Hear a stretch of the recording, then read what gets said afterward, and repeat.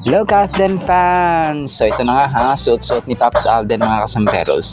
Ang favorite color ni attorney, no? Dalawa action nating min-item dito kasi sabi ito ay spotted as Ma'am Catherine sa BGC. Pero tapos may kasama daw ng lalaki. Pero mamaya yan, no? So ito no, yung pag-jogging ni Pops Alden mga kasamberos ay parang matchy-matchy sila ng suot ni Ma'am Catherine dito sa may kanyang video din na compiled version mga kasombreros.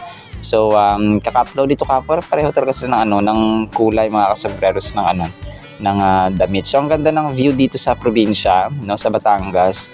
Nakaka-relate ako kasi dito 'di ba talagang talaga dito sa amin probinsya, niyog, saging, mga prutas, gulay and so on. So parang umikot sila Pops Alden dun sa kanilang area mga kasobreros na kung saan niya ay dumadaan sila sa mga gubat, no?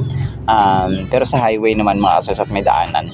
So nakaka-relax yung ganito kasi nga parang dito sa amin talagang ganito yung scenario mga kasobreros or ganito yung setup na talagang mga punot, mga kahoy, mga prutas mga kasobreros ang naandito. And then ito na nga no, sasabi dito ay spotted daw si Ma'am Catherine sa BGC mga kasobreros. Kagabi ito in-upload ng ibang vlogger. Sabi dito is Catherine spotted may sumundo sa BGC, sumakay nga ba sa luxury van. Ito yung title niya mga kasobreros. And so yung iba dito ay 1,700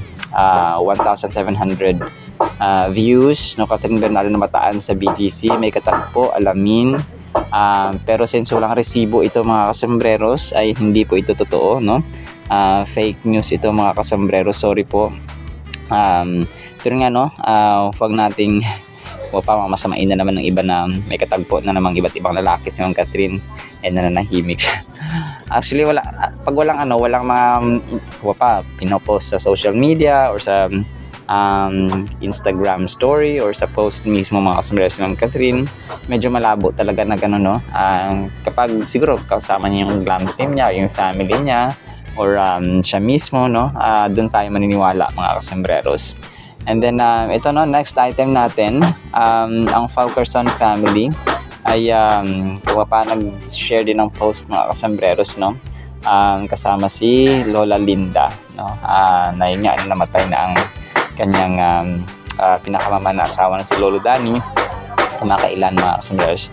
So sila Daddy Bay, sila Riza, si Angel, tapos ito ba si hindi ito si dito sa April mga kasombreros. Very talagang very blessed ang Falkerson family to have Alden and Daddy Bay and syempre no, sa lahat ng part ng family mga kasombreros.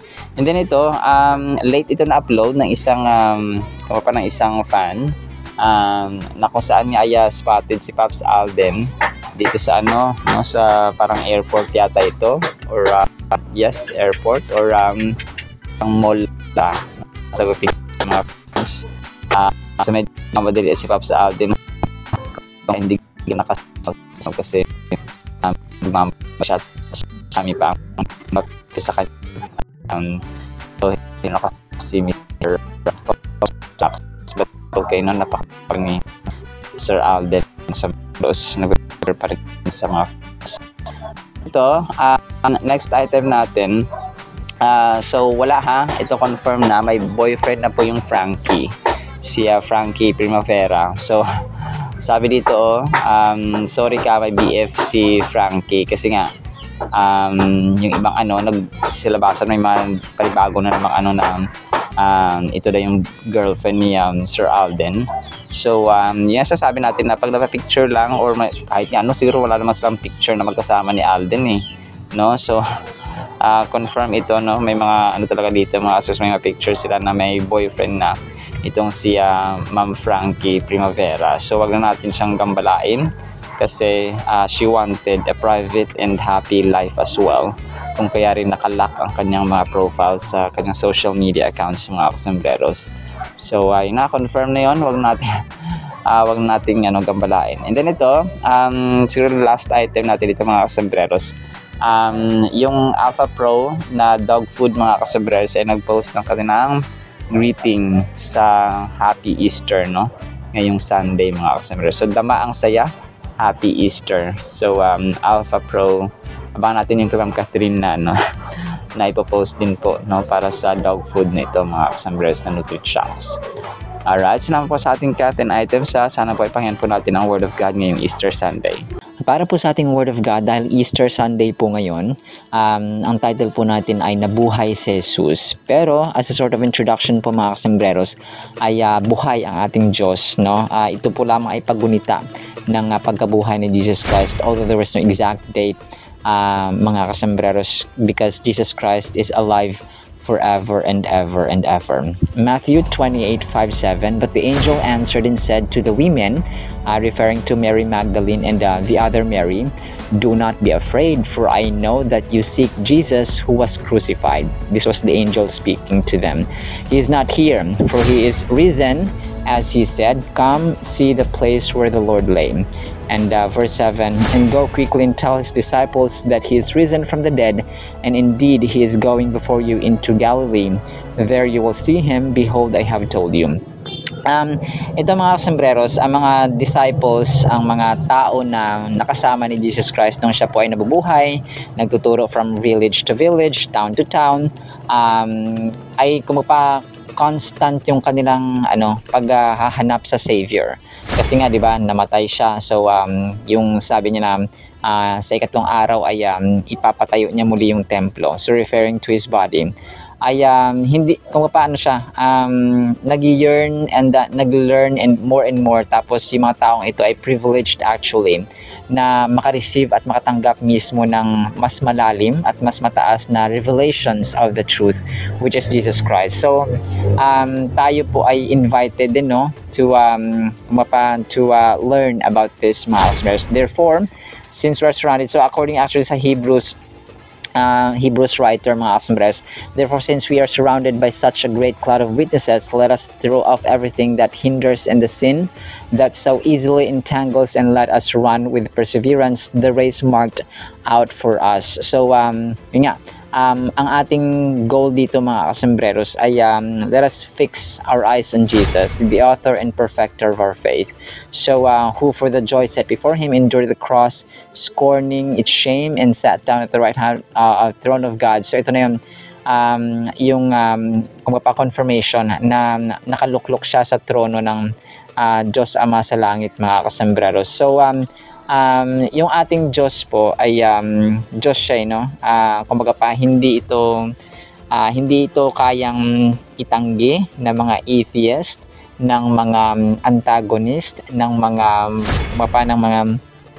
agnostic mga kasembreros, o kahit na sino mang hindi na nananampalataya sa kanya mga kasembreros. So there's no room left in a heart that is filled with anxiety, anger, hate, bitterness, greed, distrust, and selfishness. On the other hand, when one is filled with living water, there is no room in the inn for that sort of nonsense. Yes, the sufficiency of Christ. So alam niyo po mga kasembreros, ang samista din na si King David din po mga kasembreros, na samista po ay he understood from his youth as a shepherd that my shepherding changes the way a person sees.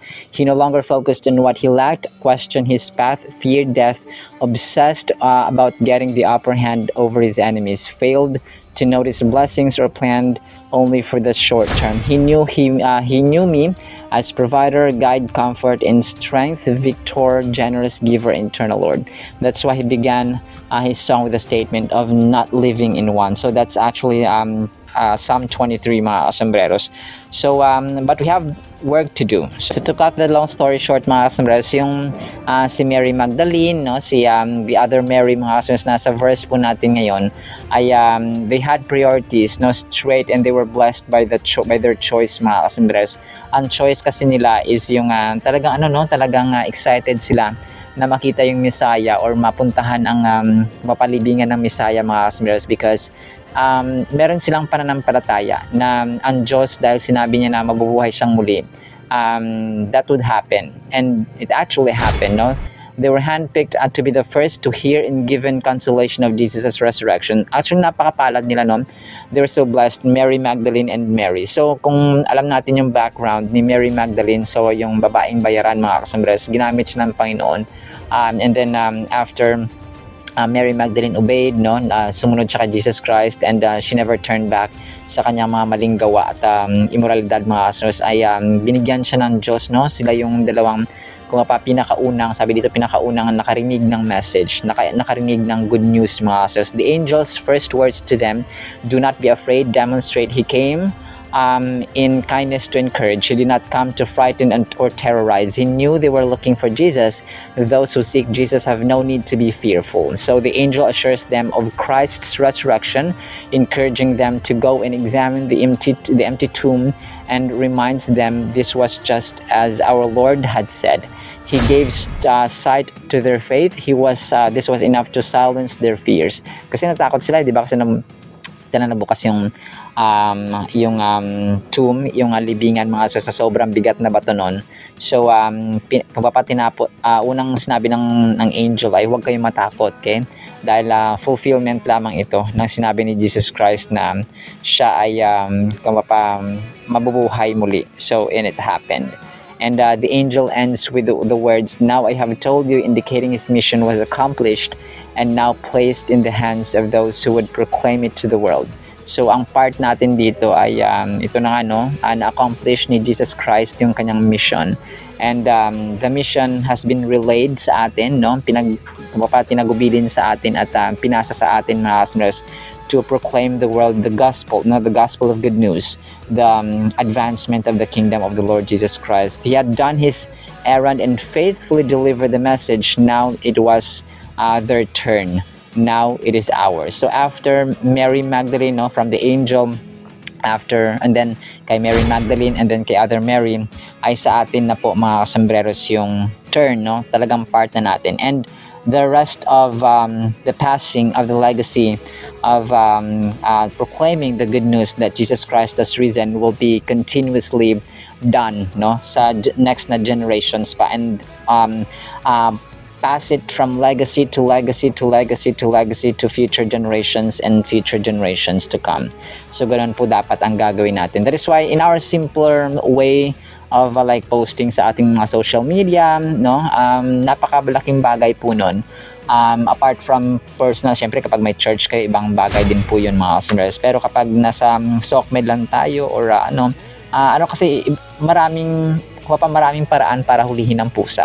So, marami ring strategy para i-share ang gospel. Maybe sa kaibigan, sa pamilya, or sa social media natin, no? Let's use our resources to share the gospel of good news. As simple as that, mga kasambreros.